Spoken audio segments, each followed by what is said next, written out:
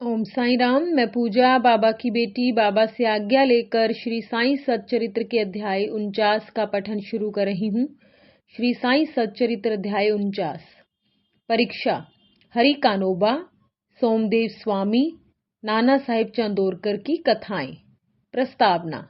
जब वेद और पुराण ही ब्रह्म या सद्गुरु का वर्णन करने में अपनी असमर्थता प्रकट करते हैं, तब मैं एक अल्पज्ञ प्राणी अपने सद्गुरु श्री साईं बाबा का वर्णन कैसे कर सकता हूँ। मेरा स्वयं का तो यह मत है कि इस विषय में मौन धारण करना ही अति उत्तम है। सच पूछा जाए तो मूक रहना ही सद्गुरु की विमल पताका रूपी विरुदावली का उत्तम प्रकार से वर्णन करना है। परंतु उनमें जो उत्तम गुण हैं वे हमें मूक कहाँ रहने देते हैं। यदि स्वादिष्ट भोजन बने और मित्र तथा संबंधी आदि साथ बैठकर न खाएं तो वह नीरस सा प्रतीत होता है, और जब वही भोजन सब एक साथ बैठकर खाते हैं तब उसमें एक विशेष प्रकार की सुस्वादुता आ जाती है। वैसी ही स्थिति साईं लीलामृत के संबंध में भी है।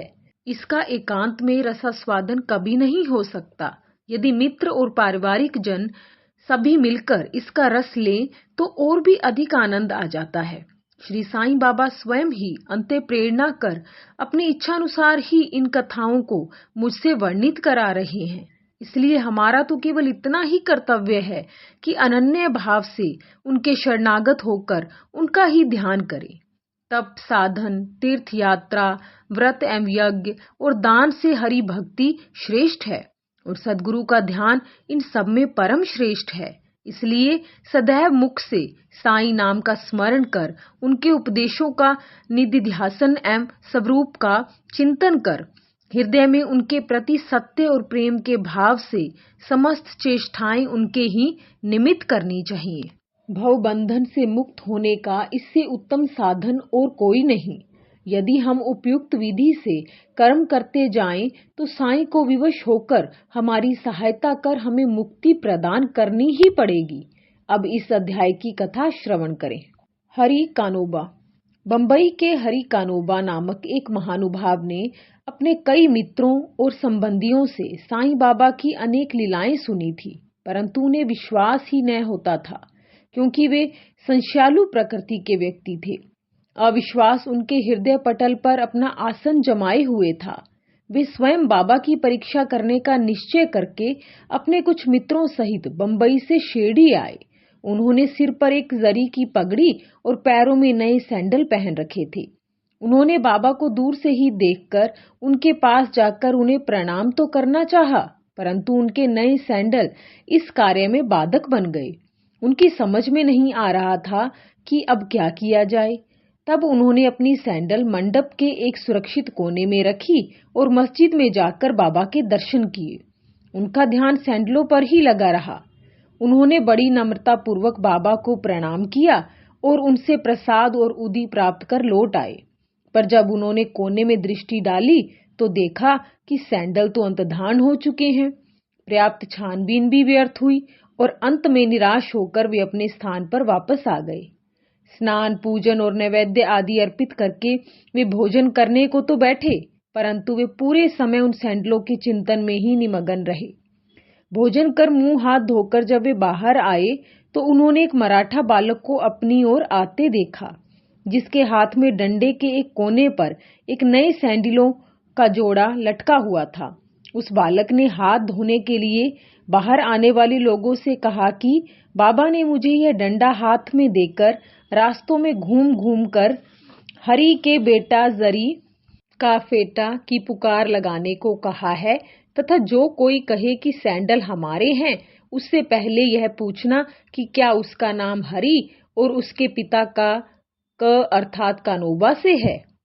साथ ही यह भी देखना कि वह जरीदार साफा बांधे हुए है या नहीं, तब इन्हें उसे दे देना।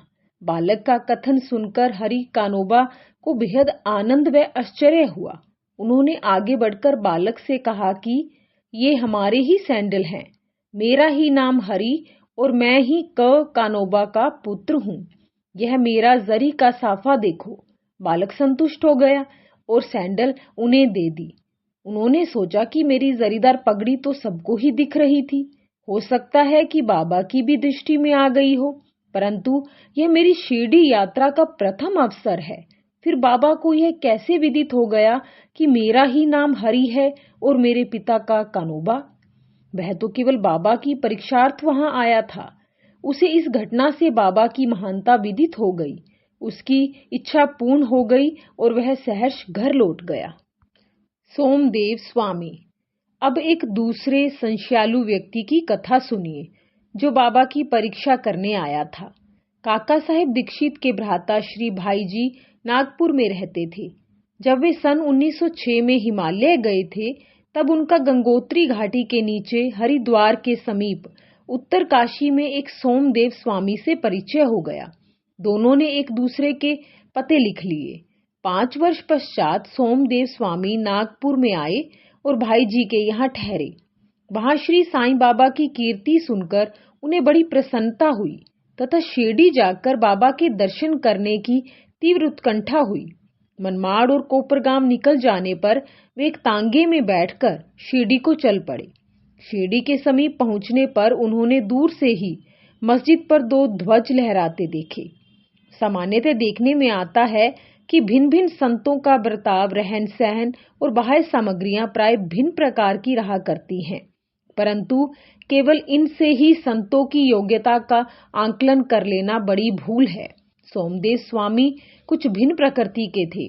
उन्होंने जैसे ही ध्वजों को लहराते देखा तो वे सोचने लगे कि बाबा संत होकर इन ध्वजों में इतनी दिलचस्पी क्यों रखते हैं? क्या इससे उनका संतपन प्रकट होता है? ऐसा प्रतीत होता है कि यह संत अपनी कीर्ति का इच्छुक है। अतएव उन्होंने शिरडी जाने का विचार त्याग कर अपने सहयात्रियों से कहा कि मैं तो वापस लौटना चाहता हूँ। तब वे लोग कहने लगे कि फिर व्यर्थ ही इतनी दूर क्यों आए?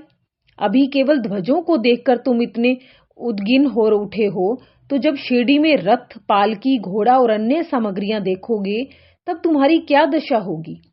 स्वामी को अब और भी अधिक घबराहट होने लगी और उसने कहा कि मैंने अनेक साधु संतों के दर्शन किए हैं, परंतु यह संत कोई निराला ही है जो इस प्रकार ऐश्वर्य की वस्तुएं संग्रह कर रहा है। ऐसे साधु के दर्शन न करना ही उत्तम है।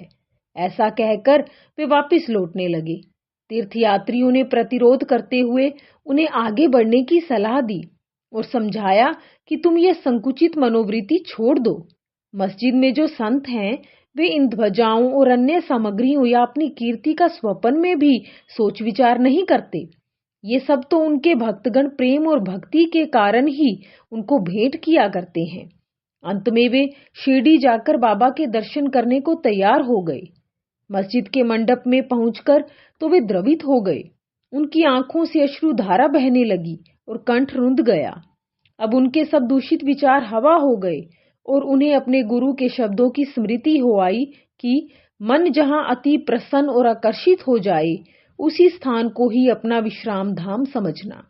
वे बाबा की चरण रज में लौटना चाहते थे, परंतु जब वे उनके समीप गए तो बाबा एकदम क्रोधित होकर जोर जोर से चिल्लाकर कहने लगे कि हमारा सामान हमारे ही साथ रहने दो, तुम अपने घर वापस लौट जाओ। सावधान, यदि फिर कभी मस्जिद की सीढ़ी चढ़े तो ऐसे संत के दर्शन ही क्यों करने चाहिए जो मस्जिद पर ध्वजाएं लगा कर रखे? क्या ये संतपन के लक्षण हैं? एक क्षण भी यहाँ ना रुको। अब उसे अनुभव हो गया कि बाबा ने अपने हृदय की बात जान ली है और वे कितने सर्वज्ञ हैं। उसे अपनी प्रवृत्ति पर हंसी आने लगी तथा उसे पता चल गया कि बाबा कितने निर्विकार और पवित्र हैं। उसने देखा कि वे किसी को हृदय से लगाते और किसी को हाथ से स्पर्श करते हैं तथा किसी को सांत्वना देकर प्रेम दृष्टि से निहारते हैं। किसी को उदी प्रसाद देकर सभी प्रकार से भक्तों को सुख और संतोष पहुंचा रहे हैं, तो फिर मेरे साथ ऐसा रूखा बर्ताव क्यों? अधिक विचार करने पर वे इसी निष्कर्ष पर पहुंचे कि इसका कारण मेरे आंतरिक विचार ही थे और इससे शिक्षा ग्रहण कर मुझे अपना आचरण सुधारना चाहिए। बाबा का क्रोध तो मेरे लिए वरदान स्वरूप है। अब यह कहना व्यर्थ ही होगा कि वे बाबा की शरण में आ गए और उनके परम भक्त बन गए। नाना साहिब चांदोरकर। अंत में नाना साहिब चांदोरकर की कथा लिखकर हेमाड पंत ने यह अध्याय समाप्त किया है। एक समय जब नाना साहिब महालसापति और अन्य लोगों के साथ मस्जिद में बैठे हुए थे तो वैजापुर औरंगाबाद से एक संभ्रांत यवन परिवार श्री साईं बाबा के दर्शनार्थ आया। कुलवंतियों की लाज रक्षण भावना देखकर नाना साहिब वहां से निकल जाना चाहते थे, परंतु बाबा ने उन्हें रोक लिया। स्त्रियां आगे बढ़ी और उन्होंने बाबा के दर्शन किए। उनमें से एक महिला ने अपने मुंह पर से घूंघट हटाकर बाबा के चरणों में प्रणाम कर फिर घूंघट डाल लिया। नाना साहिब उसके सौंदर्य से आकर्षित हो गए और एक बार पुनः वह छवि देखने को ललायित हो उठे। नाना के मन की व्यथा जानकर उन लोगों के चले जाने के पश्चात बाबा उनसे कहने लगे कि नाना, क्यों व्यर्थ में मोहित हो रहे हो? इंद्रियों को अपना कार्य करने दो। हमें उनके कार्य में बाधक नहीं होना चाहिए। भगवान ने यह सुंदर सृष्टि निर्माण की है, अतः हमारा कर्तव्य है कि हम उसके सौंदर्य की सराहना करें। यह मन तो कर्म से ही स्थिर होता है, और जब सामने का द्वार खुला है तब हमें पिछले द्वार से क्यों प्रविष्ट होना? चित्त शुद्ध होते ही फिर किसी कष्ट का अनुभव नहीं होता। यदि हमारे मन में कुविचार नहीं है तो हमें किसी से भयभीत होने की आवश्यकता नहीं। नेत्रों को अपना कार्य करने दो। इसके लिए तुम्हें लज्जित तथा विचलित नहीं होना चाहिए। उस समय श्यामा भी वही थे। उनकी समझ में न आया कि आखिर बाबा के कहने का तात्पर्य क्या है, इसलिए लौटते समय इस विषय में उन्होंने नाना से पूछा। उस परम सुंदरी के सौंदर्य को देखकर जिस प्रकार वे मोहित हुए तथा यह व्यथा जानकर बाबा ने इस विषय पर जो उपदेश उन्हें दिए, उन्होंने उसका संपूर्ण वृतांत उनसे कहकर श्यामा को इस प्रकार समझाया। हमारा मन स्वभावतः ही चंचल है, पर हमें उसे लंपट न होने देना चाहिए। इंद्रियां चाहे भले ही चंचल हो जाएं, परंतु हमें अपने मन पर पूर्ण नियंत्रण रखकर उसे अशांत न होने देना चाहिए। इंद्रियां तो अपने विषय पदार्थों के लिए सदैव चेष्टा किया ही करती हैं, पर हमें उनके वशीभूत होकर उनके इच्छित पदार्थों के समीप नहीं जाना चाहिए। कर्मशः प्रयत्न करते रहने से इस चंचलता को नियंत्रित किया जा सकता है। यद्यपि उन पर पूर्ण नियंत्रण संभव नहीं है, तो भी हमें उनके वशीभूत नहीं होना चाहिए। यदि हम में किसी प्रकार के कुविचार न आए तो इसमें लज्जा और भय की आवश्यकता ही क्या है? यदि मन को निरीक्ष बनाकर ईश्वर के सौंदर्य को निहारो तो इंद्रियां सहज और स्वाभाविक रूप से अपने वश में आ जाएंगी, और विषयानंद लेते समय भी तुम्हें ईश्वर की स्मृति बनी रहेगी। यदि उसे बाह्य इंद्रियों के पीछे दौड़ने तथा उनमें लिप्त रहने दोगे तो तुम्हारा जन्म मृत्यु के पास से कदापि छुटकारा न होगा। विषय पदार्थ इंद्रियों को सदा पथ भ्रष्ट करने वाले होते हैं। अतएव हमें विवेक को सारथी बनाकर मन की लगाम अपने हाथ में लेकर इंद्रियों को विषय पदार्थों की ओर जाने से रोक लेना चाहिए। ऐसा ही सारथी हमें विष्णु पदों की प्राप्ति करा देगा, जो हमारा यथार्थ में परम सत्य धाम है, और जहाँ गया हुआ प्राणी फिर कभी यहाँ नहीं लौटता। श्री सद्गुरु साईनाथार्पणमस्तु। शुभम भवतु। ओम साई राम।